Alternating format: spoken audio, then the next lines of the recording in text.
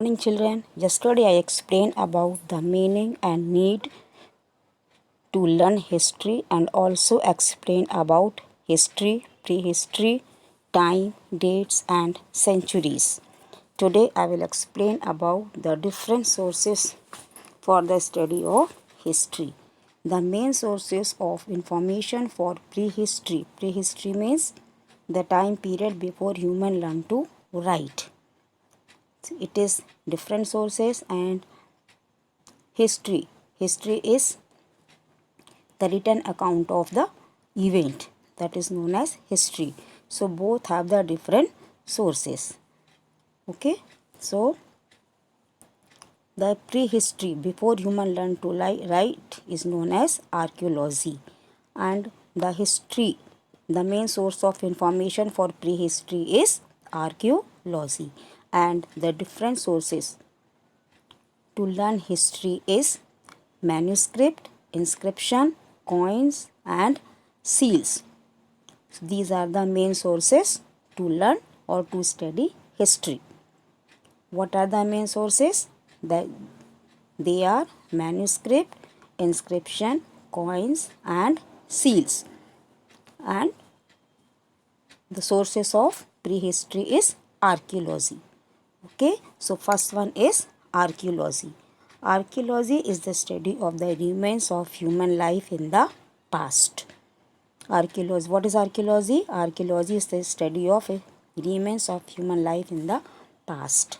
An archaeologist. Archaeologist means the person who studied about the archaeology. They carefully dig up the places where the ancient people lived, and they collect and examine human-made like tools, ornaments, weapons, toys, and potteries. All these human-made objects are called artifacts. So they studied about all these artifacts. So these are the different sources to study about the archaeology or to study about the prehistory. So the main source to study about the prehistory is archaeology. And what is archaeology? Archaeology is study of remains of human life in the past. What are the different sources? The different sources are tools, ornaments, weapons, toys, and potteries. Such human made objects are found in archaeological sites, and these are called artifacts. Not only these, sometimes they get the human and animal bones and the seeds and the remain parts of plants. They also studied about them. An archaeologist also tell us about the people, what they ate and what were their occupation, and to whom they worshipped, how they traded with other people, what were their dress, and how they treated with the dead animals. So all these studies are known as archaeology, and archaeology is the main source for prehistory. Now, the sources of history. The sources of history are manuscript, inscription, coins, and seals. So, first one is manuscript. Manuscripts are an important source of information for the historian. Manuscripts are the documents which are written by hand. Manuscript means the documents which are written by hand, because as the humans started to learn write, they kept record. So this is known as manuscript. Originally they were written on the stone or clay tablets. So previously they wrote on the clay tablets or on the stone. But in India, early manuscripts were written on the dried bark of trees, thinly beaten copper plates, and the dried palm leaves. As in the Middle East of Europe, the people started to write on parchment. Parchment means dried skin of goats and sheep. So they started to write on parchment. Parchment means dried skin of goats and sheep. And as the paper became popular, they started, it is a more popular medium for the manuscript after the 15th century CE. And in India, the many manuscripts were written in Sanskrit, Prakritic, or Pali. Sanskrit, Prakritic, and Pali, these are the languages. But Tamil was one of the language used in South India. Okay, so manuscripts were written in Sanskrit, Prakritic, and Pali, but in South India it was written in Tamil. All written sources of ancient Indian history are basically three types.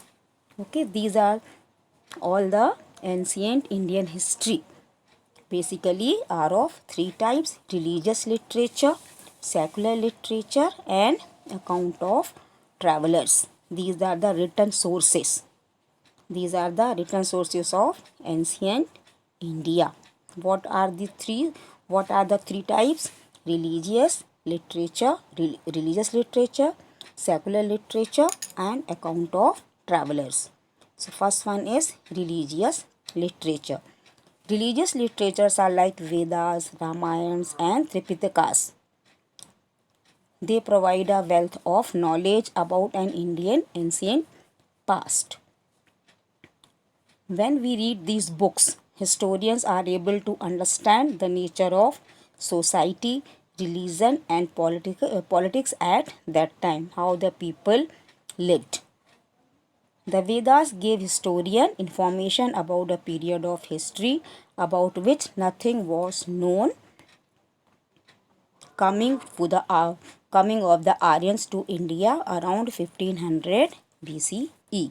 So religious literature means they give a vast knowledge about the wealth and about the politics, society, religion, etc. of that time. Second one is secular literature. Secular literature means the writing on subject other than religion. Okay, secular literature refers to the writing on subject rather other than religious literature, like politics, grammar, medicine, and law. Biographies like the Hashtracharita was written by Bana Bhatt. Okay, so these are the secular literature. Secular literature means literature refer to writing on other subject rather other than religion, like politics, grammar, medicine, and law. Sometimes they written biographies.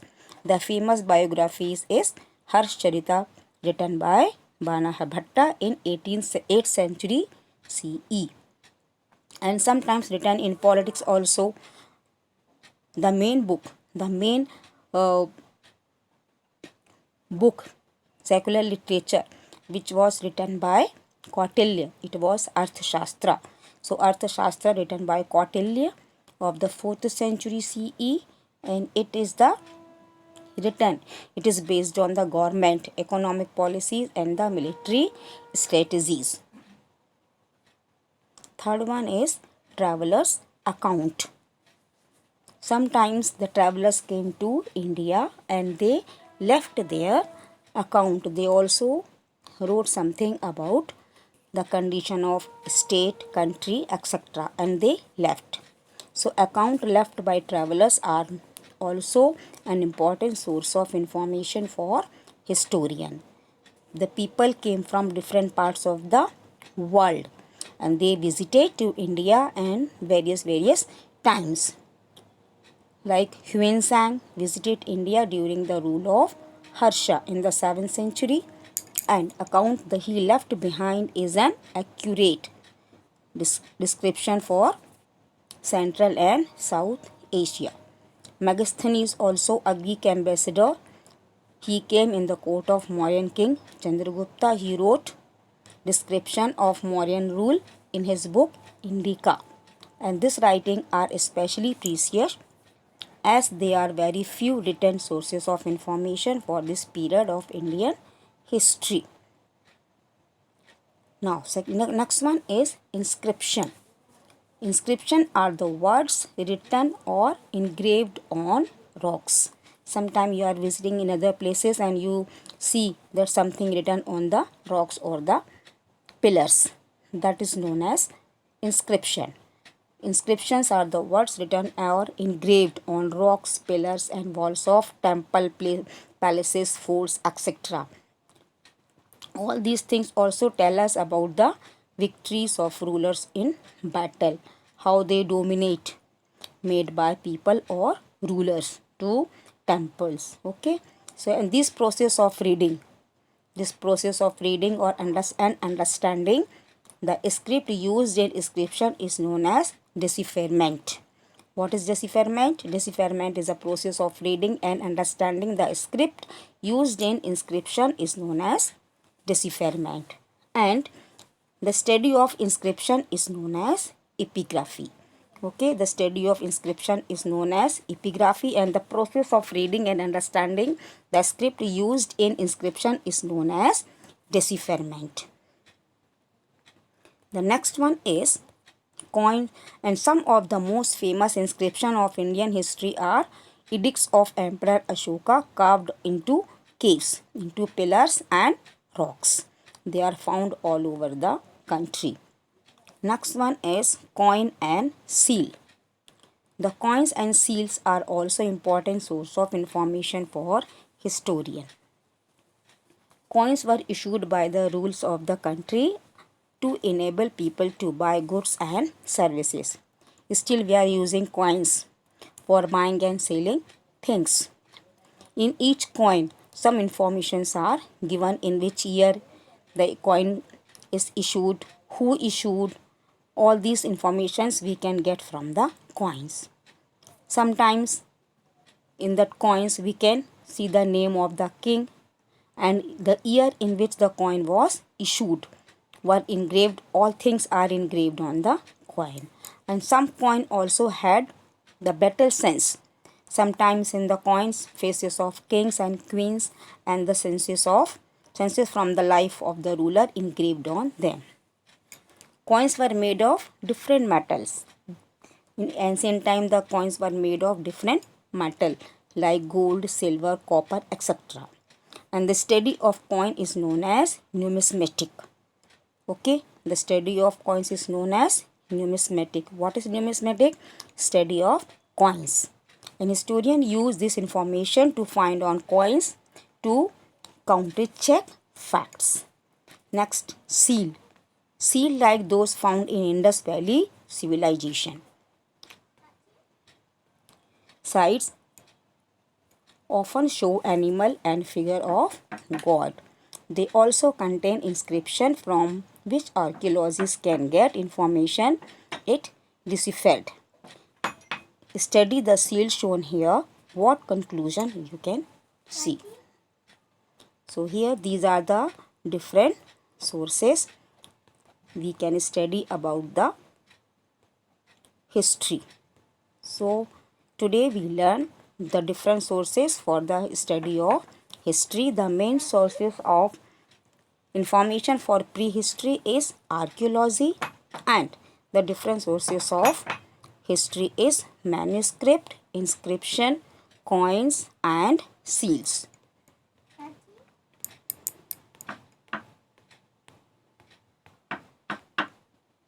Now the homework is learn glossary and read the chapter properly. Thank you. Stay safe. Stay home. Stay safe.